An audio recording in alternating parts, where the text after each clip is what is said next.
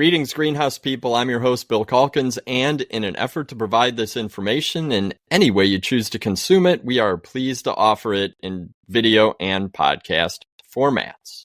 My guest today is Dr. Nathan Jahnke, the fearless leader of Ball Technical Services and the Culture Research Manager at Ball. Nathan holds a PhD from North Carolina State University and is here to talk about possibly the most important step in production, starting with unrooted cuttings. Rehydration. Cuttings can dehydrate at any point in the supply chain, from harvest to stick, and research shows URCs could be dehydrated by as much as 20% when they arrive at your greenhouse and your crew unpacks the boxes. Although offshore farms have greatly improved harvest and handling processes in recent years, some unavoidable dehydration will occur at every step in the process. Remember, as soon as harvest occurs, dehydration begins. Then the storage of cuttings in coolers at the farm increases that dehydration. Shipping certainly reduces hydration, and the longer the cuttings are in boxes, the worse this gets.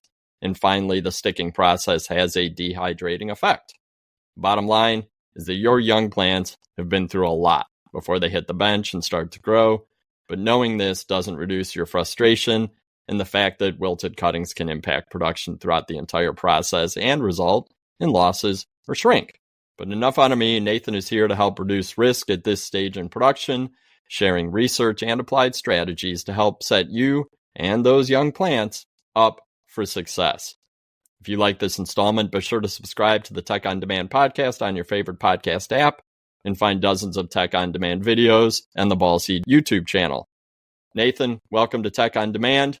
Why don't you go ahead and jump right into what you, your team, and the greenhouses you work with have learned about cutting hydration. Thanks so much, Bill, for that awesome introduction. You hit so many key points that I'm going to talk about today. And this is really, truly the culmination of a lot of research that we've done here at Ball. My predecessor, Will Healy, growers that we've worked with, interns that have done research. So really, we're bringing it all together, all these resources that we have on Grower Talks and different platforms to really help growers out there achieve uniform rooting of cutting. So to get started here, like you said, Bill, it's from the stock plant all the way to when the cutting arrives and is on the bench. And I don't know about many of you, but I've got young kids, and I've been on road trips myself as a young kid as well. And it takes a long time, and you often get the question, are we there yet? And I feel like that's probably what our cuttings are feeling like sometimes too. They're growing in an awesome environment, probably Central America, beautiful light, hydration, lots of nutrition, and then they get harvested, and it just takes a while before they get to their final destination. And as you said, Bill, dehydration can occur at any of these stages and most likely occurs. And we just have this problem that plants lose water. So we're going to talk about this hydration highway from stalk all the way to sticking, where cuttings lose water, why they lose water, and then we're going to end with some strategies that you can use to mitigate this dehydration and actually improve the hydration of your cuttings, which does have some really positive benefits on the bench when producing liners. So the challenges with dehydrated cuttings, first off, is non-uniform rooting. And why this is so important is because when you have non-uniformity, it's going to affect every tray, right? In the greenhouse, a unit of measure is the tray. If there's 10% affected, it's not like 100 trays, just 10 trays are going to be bad.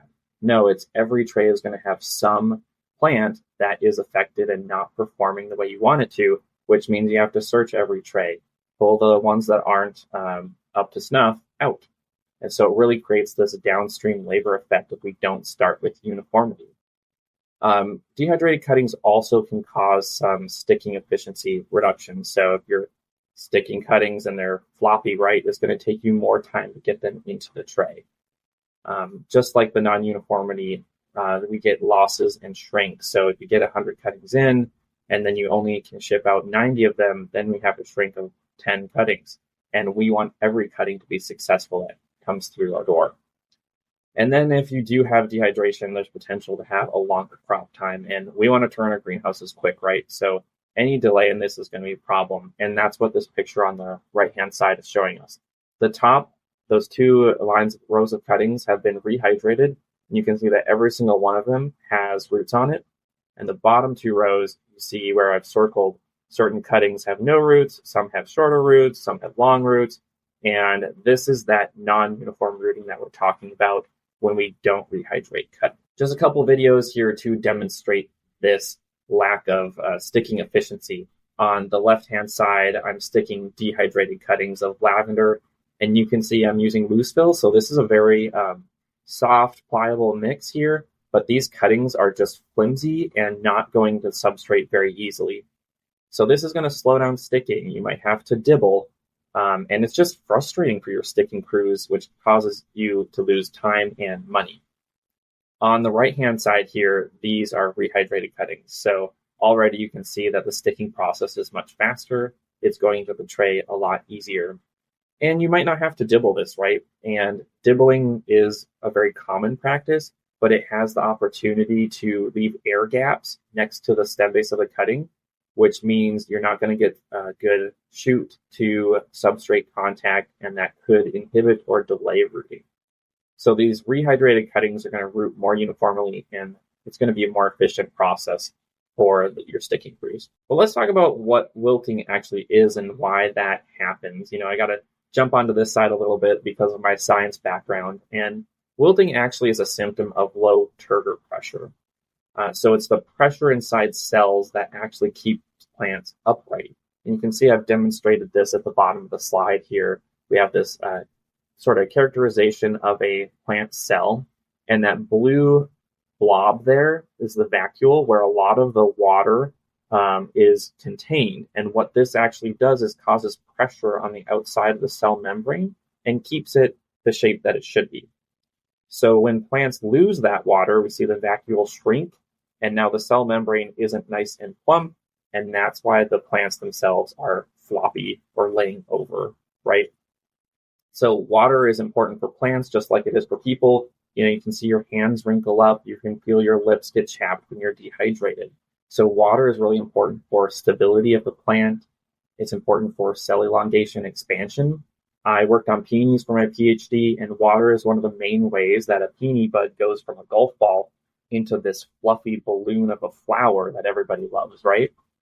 So it's also important for moving nutrients and, of course, photosynthesis. So we have to have water, but it's also important to mitigate this wilting dehydration. Water moves through plants for a few different reasons, and one of the main ways that we lose water is evapotranspiration. Transpiration is the movement of water from the roots out the stomates, and you can see that in the top right part of our slide here. Stomates are usually in the leaves, and this is where gas exchange happens. So CO2 is coming in, oxygen's going out, but we're also losing water vapor.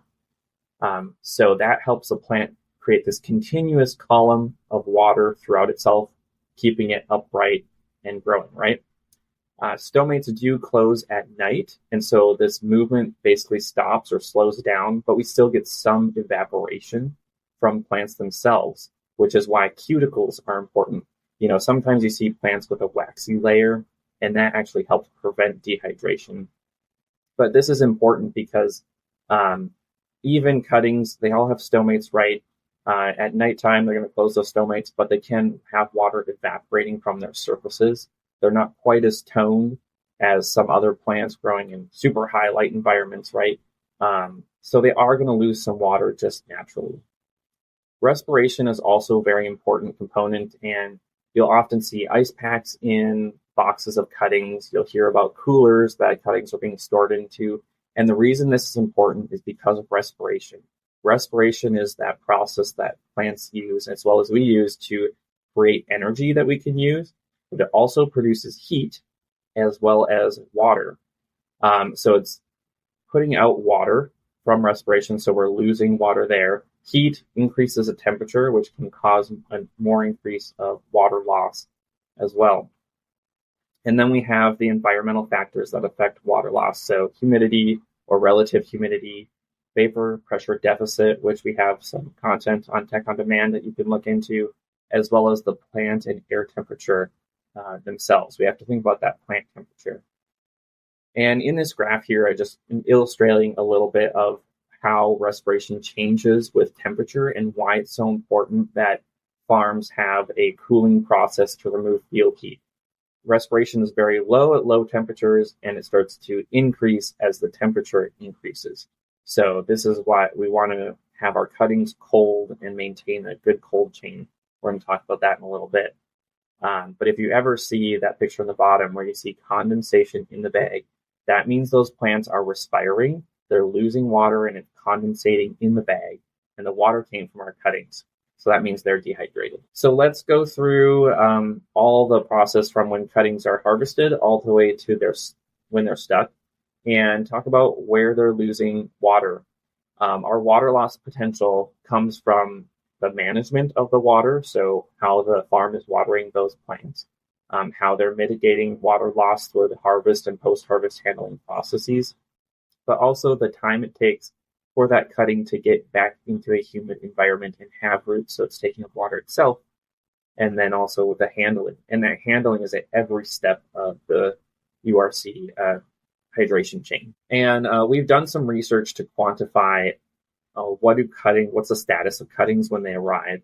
And anywhere from 0 to 60% water loss when cuttings are arriving on the bench.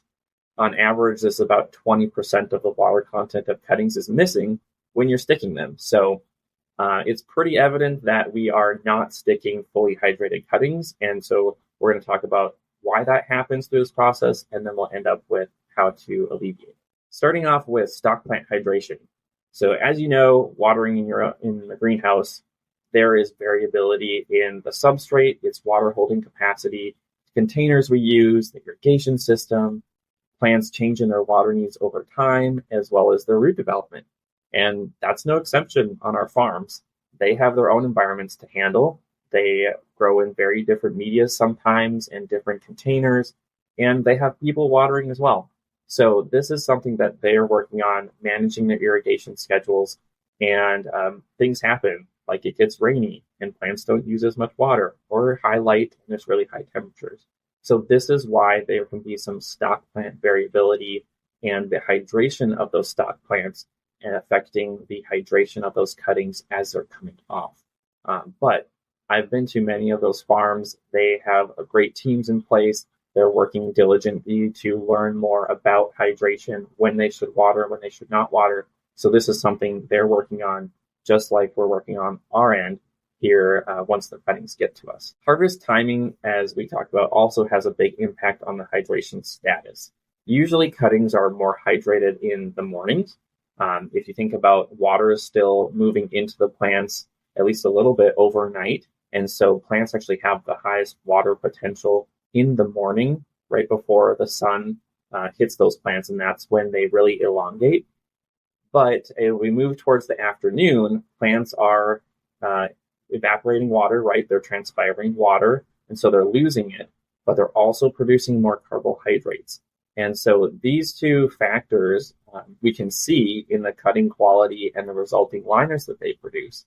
On the top of this picture, the 3 rows, those cuttings of Buddleia were harvested in the morning, and in the afternoon, the bottom 3 rows. So you can see much better uniformity of cuttings that were harvested in the afternoon. And this is really genera specific. Some cuttings or species like to be harvested in the afternoon because they need more carbohydrates, and some need that water potential. It also has to do with the amount of light that those plants have received in the day prior. But also the irrigation and the hours since their last irrigation, right? If we irrigated 4 hours before cutting harvest, the hydration status of those cuttings can be very different if they were watered 30 minutes before the cutting harvest. Moving into post-harvest handling. So after the cuttings have been harvested, it's a lot about time and time to get the temperature down. So first off, with time to get to the cooler, obviously we're harvesting in a greenhouse situation where the temperatures are relatively high. Humidity could be variable.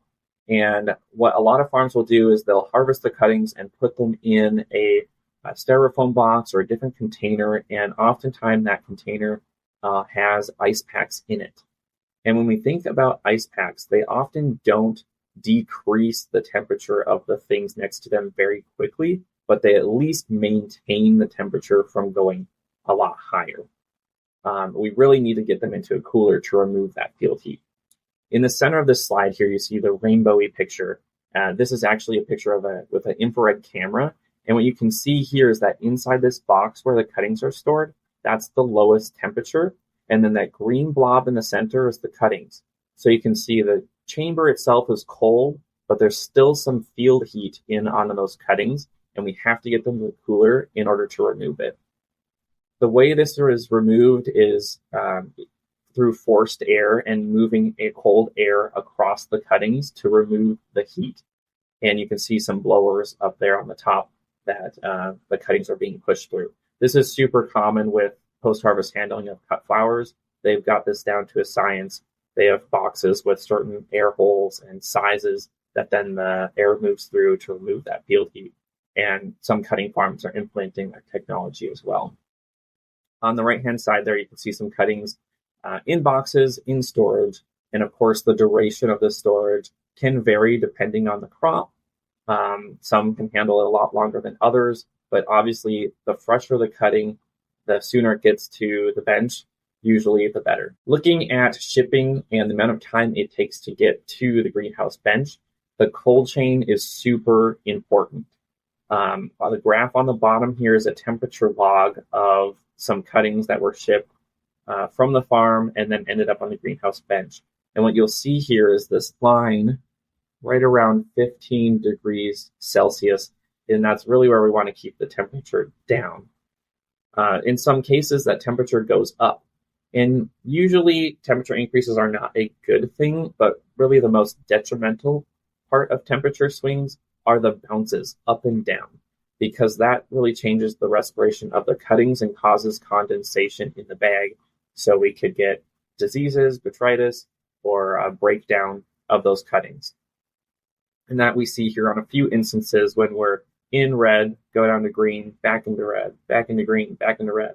Those are the bounces that we really want to avoid. And so removing the field heat is going to help ensure the cuttings are more likely stay in that green zone, in addition to the ice packs that are there. And again, those ice packs are just maintaining temperature. Unless the cuttings are touching them, then you could potentially get a cooling effect. And again, of course, the duration that this shipping process takes is really important. Usually cuttings can get in pretty quickly, but if you're using something like a mail carrier, FedEx, or UPS, sometimes those can take different amount of times, and they usually can't maintain cold chains. And that's why a lot of breeding companies or even farms are using a trucking operation where they can maintain the cold chain from the farm to a certain location and keep the cuttings at an appropriate temperature so that they arrive more fresh on your bench. I just wanted to illustrate this a little bit and give an insight to how farms are working on this from their end. We looked at Achillea New Vintage Red, and you'll often see in the bags of cuttings, there's some paper in there. Sometimes there's not paper, sometimes it's wet, sometimes it's dry. And we were looking at the breakdown of Achillea and how the different paper and moisture content affects that. And we've got dry paper, no paper, 50% wet, fully wet, and then cuttings that were rehydrated prior to shipping. You can really see that there's a impact on how you handle those cuttings and pack them when they arrive. Basically, dry paper did not work. Fully wet did not work. But the no paper and then rehydrated worked really well. So this is really crop dependent. And there's also a lot of pre-harvest factors that go into it.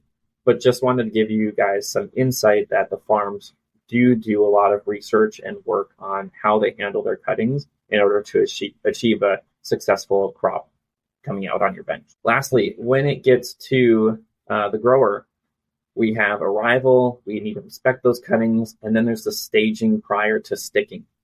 The ice pack at this point could be in a very different status from when it arrived.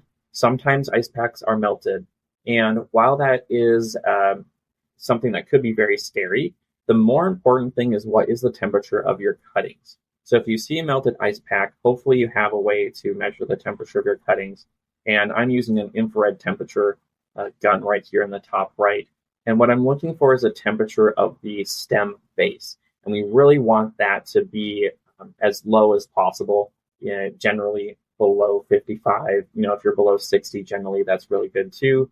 But if your cuttings are somewhere 70 degrees Fahrenheit or higher, then we would get concerned that they've been at that temperature for an inappropriate time. They could have some resulting breakdown or yellowing or leaf abscission.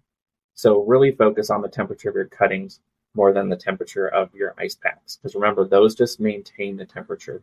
And if they melted, they were releasing cold into, or removing heat from the box, I should say. At the time of inspection, the location environment is very important. Did your cuttings stay on a loading dock? Are they sitting in the UPS truck? Are they sitting in your office?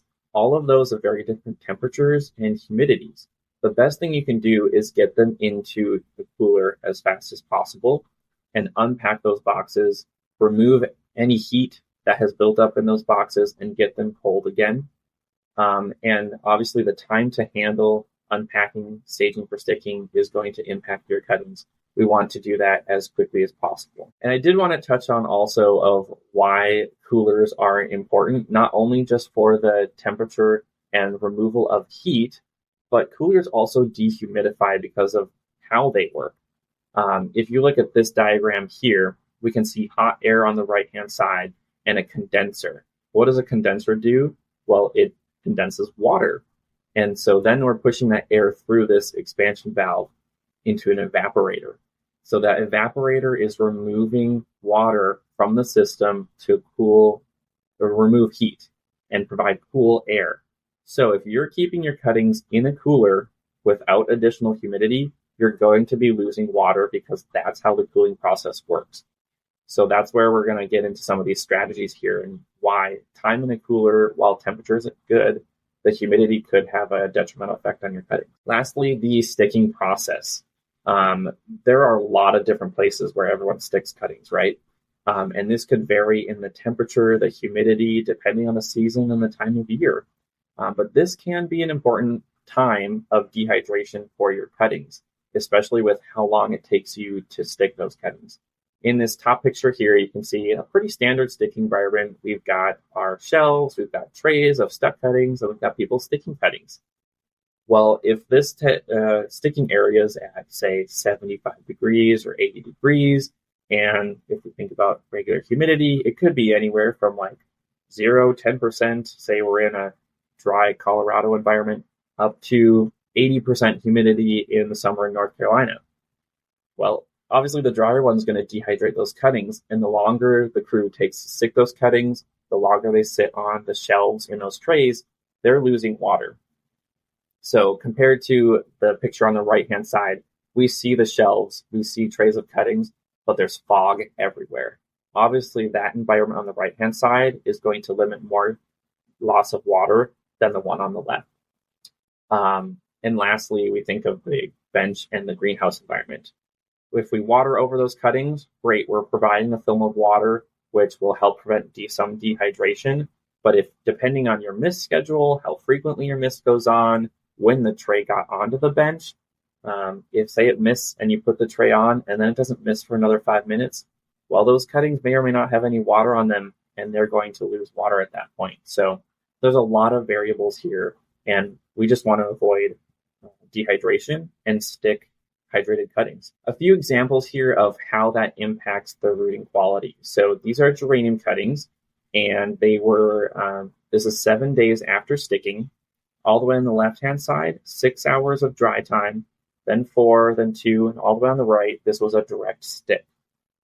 So from left to right, you can see decreasing amounts of water loss, and then the results in the roots there on the bottom. So something that didn't lose any water obviously roots better than something that's lost 16% of its water, which is only about 85% of its water capacity. And what this looks like graphically then is basically a fresh cutting has the highest potential in weight, but also the highest potential in its rooting, or what we're calling a root rating here on the left-hand side. And then as you increase in dry time, that rooting potential just goes down, down, down, and down. So that's what we want to avoid here. In that rooting area, we talked about this a little bit already. Obviously, the air and root zone temperatures are important factors to dehydration, whether we're heating or not. In the winter months, obviously, we're dehumidifying the area by using heaters. Our mist is going to change that hydration potential, whether you have heavy mist nozzle with large water droplets, a fog nozzle, whether you're using time-based or environmental-based misting. But then also the substrate moisture content. If you see that picture on the bottom there, that is a pre-made plug of media. And I pulled out this cutting, and the substrate is completely dry in the core. So if you don't have your substrate appropriately moistened, you don't want to be saturated, but if it doesn't have the right moisture content, it's pulling water away from that stem base, which is going to slow rooting. And here again, we can see some examples of cuttings that have been stuck 1 hour of dry time overnight, which is not uncommon, 3 hours of dry time, and then saturated after sticking. And the saturated one has the most roots, where the cutting that was left out overnight has the least amount of roots. So again, rehydrated cuttings are going to root faster and more uniform. All right, so now we're to the core of the presentation, talking about rehydration and what we can do to alleviate all of those challenges and potential risks of sticking dehydrated cuttings. And we talked a little bit about on the farm and what they're doing, right? They're managing their irrigation to hopefully provide hydrated cuttings coming off the stalk. They're also working on different methods to mitigate dehydration prior to shipping. And then we have after arrival, the staging, sticking, and on the bench processes. And that's where we're focusing for the next few minutes. There are really three main ways to rehydrate cuttings. First off is with mist. Second is dipping. And third is fog. Then why would we do one or the other is dependent on a lot of different things, and that's what we're going to go through. But in general, misting, that's really easy. We're doing that anyways, right? We're misting the cuttings to keep them hydrated until they produce roots. So there's really no delay in getting the cuttings on the bench if you're using this method. Dipping, there's a lot of opportunities for additives in this dip solution. So certain phytohormones like IBA, pesticides, surfactants, those sorts of things we're going to talk about. And then there really is no addition of water weight to your trays. So if you have your moisture level dialed in at the time of sticking, and then you dip, there's no added water, where if we get extra water from misting, that can delay rooting. Fog is the one that I have a little bit of a preference towards because I think it provides an efficient use of time with staging and planning if you have that built into your operations. And there's a really minimal labor to implement this type of strategy if you have the facilities to do it. So let's jump into each one of these. And what we've done for you here is really provide a hierarchy of methods and why we're putting these methods in this type of good, better, best strategy. First off, with our good method is misting. So we don't really have any packaging, right? Because the cuttings are already stuck, and it's really done on post-sticking of the bench. Now, there are some risks. We could oversaturate our media, and then you really don't have any control over your environment. It could be a hot day. It could be a cold day. You could be losing a lot of humidity out of the greenhouse. So there's a lot of things that could go wrong, but you can rehydrate cuttings by misting, and it's fairly easy to implement. The better strategy is dipping. Dipping doesn't require you to have cuttings in the bag, but you can also dip them in the bag if you want to. You don't have to mess with individual cuttings at that point. And this is all done prior to sticking. So it does require a little bit of labor, but there's a huge potential to add different components into that dip solution. So here's some research done by Dr. John Dole, and I think Dr. Jim Faust has had some input into this as well. Just grabbed a few of those slides from the American Floral Endowment, where they looked at poinsettia as well as New Guinean patience. And you can see there they've got untreated, water control, and the C is capsule, K is KIBA, which is a rooting hormone, F is fructose, and then they've got a bunch of other combinations with things like pageant here to try and determine Well, does dipping in these solutions provide more roots and longer roots?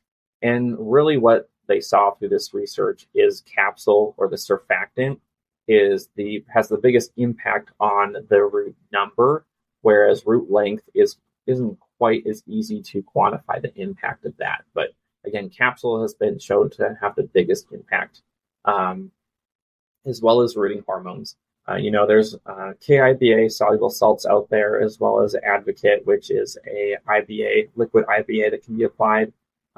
Those have huge potential to be used. There's been some work done on carbohydrates, adding sugars into your media like glucose, fructose, or sucrose. That one we're actually going to do some more research on here at fall, and hopefully have some updates on for you. Pesticides can be a challenging area because it does need to be labeled for this process, and there's not a lot of things, at least in the US, labeled for this. In the Canadian market, there are a few more things labeled for the dipping process, but think of those as potential opportunities to mitigate future pests while also rehydrating the cuttings. And you could potentially do this with oils or other biologicals. And again, these aren't recommendations. You need to test your own small batches and, of course, read the label to make sure that you can use this for dipping. There we go.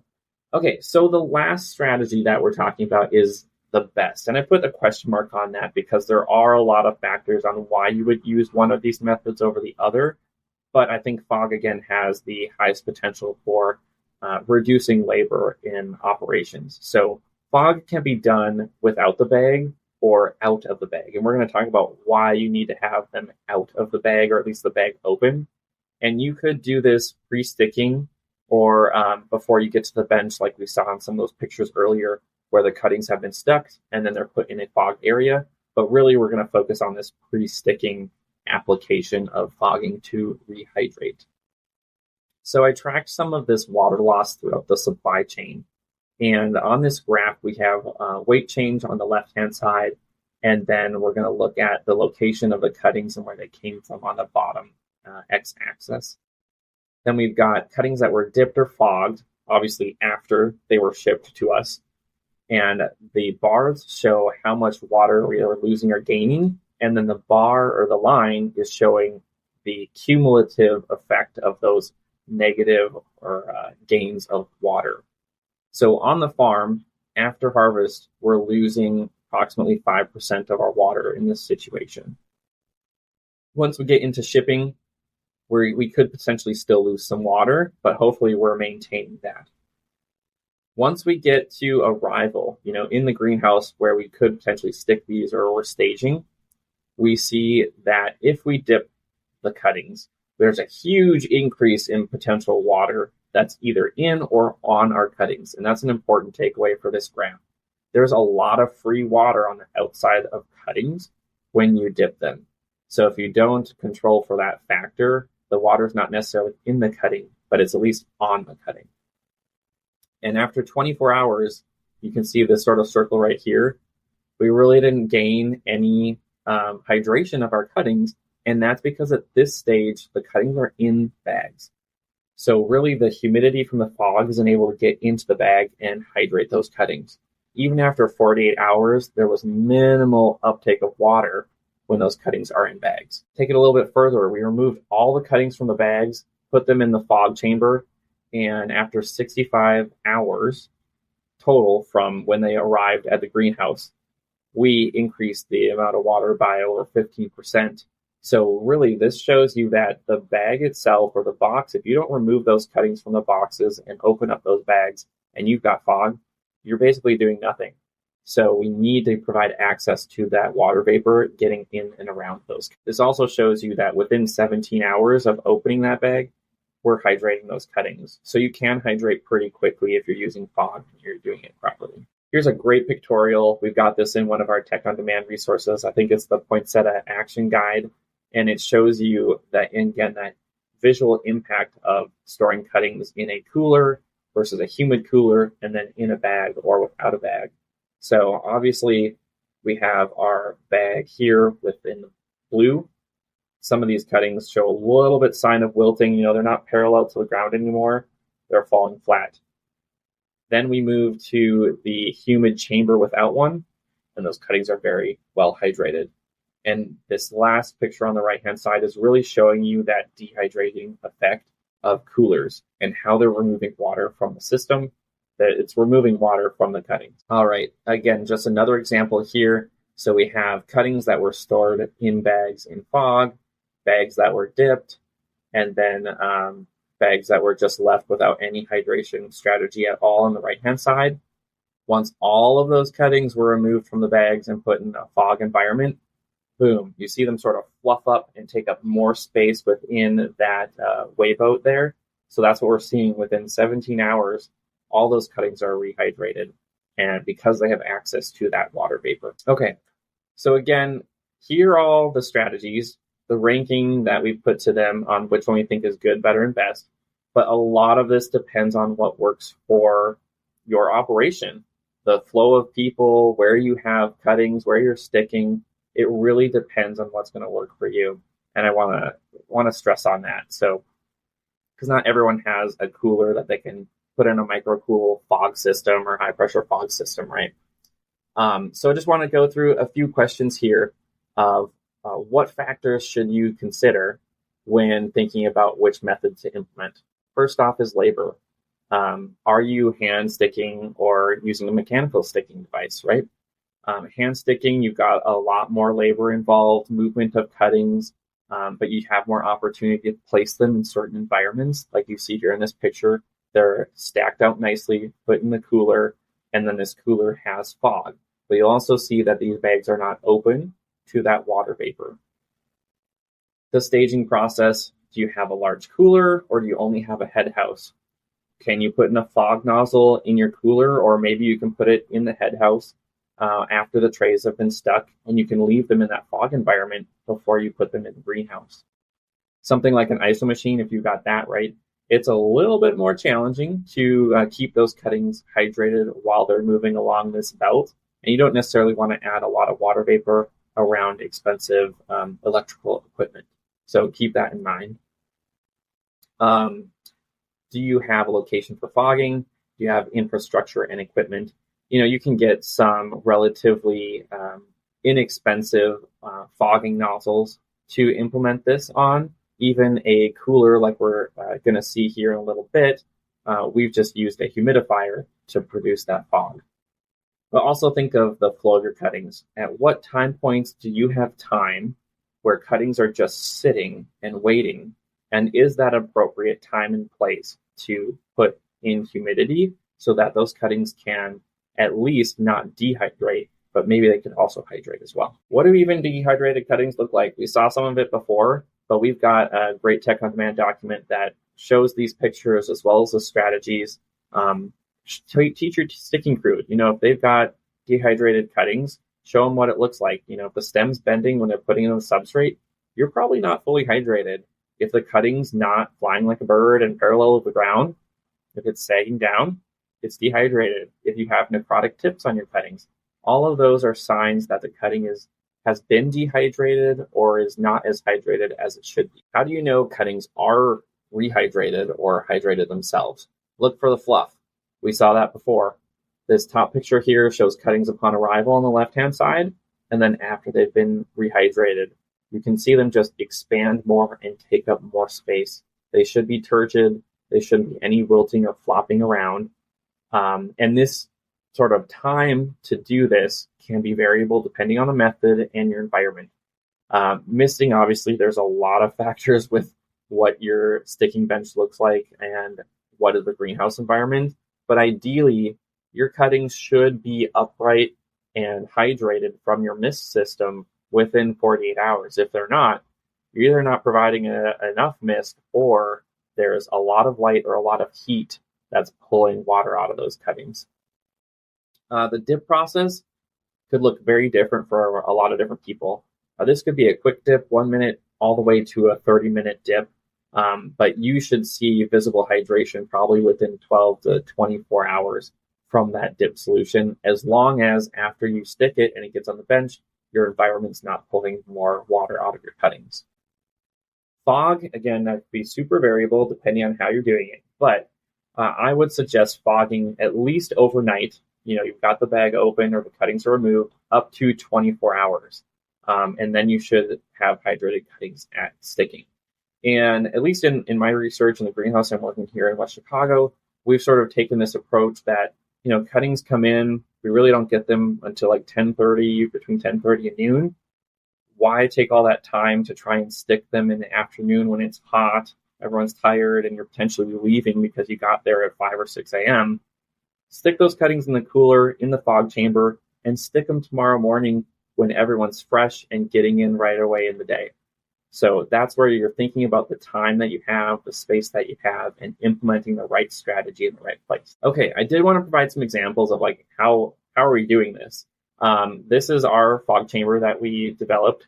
It's a small one, just in a cooler that we're holding at 50 degrees.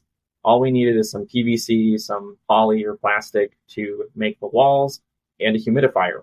So you can buy humidifiers off of Amazon or any box store, right?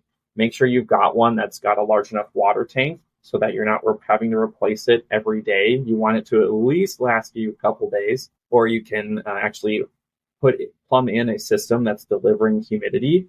But this is super easy to implement on a smaller scale.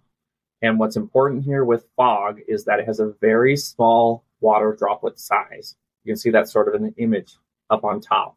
That small water droplet size is hanging in the air for a very long time compared to traditional mist systems on a greenhouse bench, right? You see that mist, it comes out, and then it falls very quickly.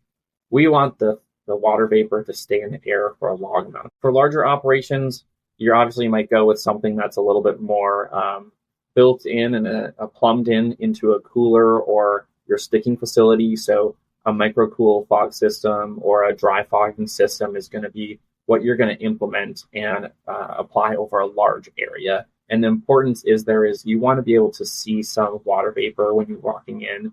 If there's just water on the floor, that's probably not enough humidity to get your cuttings rehydrated. Are there more resources for dipping? This is a hot topic. It's a very popular way of treating cuttings when it comes into the greenhouse, and there are a lot of resources. So I didn't spend a ton of time on this because it goes way outside of the realm of rehydration. But Grower Talks has a great article. There's lots of eGrow resources and videos to how to do dipping. And, you might be concerned of what about the potential disease concern. They've actually done some research on this. And yeah, there's a potential to spread some diseases around. But when I've talked to people, there's a lot of large growers implementing this. There really hasn't been that much of a concern from dipping cuttings and disease, but you need to do your own tests and weigh the risks of what you're going and what strategy you're going to implement for rehydrating cuttings. Some other resources for you for Tech on Demand. I've got one here on the best management practice for URC hydration and a bunch of other links, a presentation from John. And I hope you find this information helpful. Of course, all of us here on the tech team at Fall Seed are happy to help you figure out how to implement this in your operation.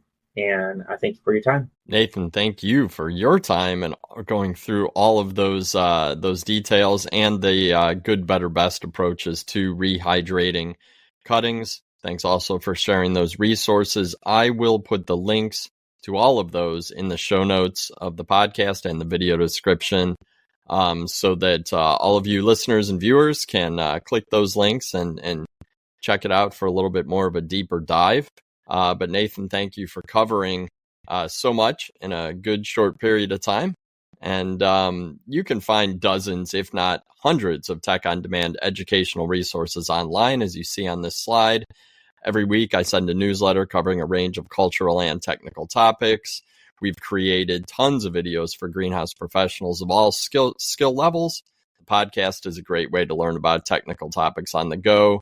And if you want to connect with a huge global network of now more than 6,000 of your peers, I suggest you join the Greenhouse Tech Team on Facebook. Just search Greenhouse Tech Team, answer a couple simple questions, and I will let you right in. Once again, Nathan, thanks for your time. And I'm sure we're going to talk again soon because we all know the research team at Ball does not sit still, and you guys are always quick to share what you learn. I'm Bill Calkins with Tech on Demand, and on behalf of our entire team, thanks for listening, thanks for watching, and take care out there.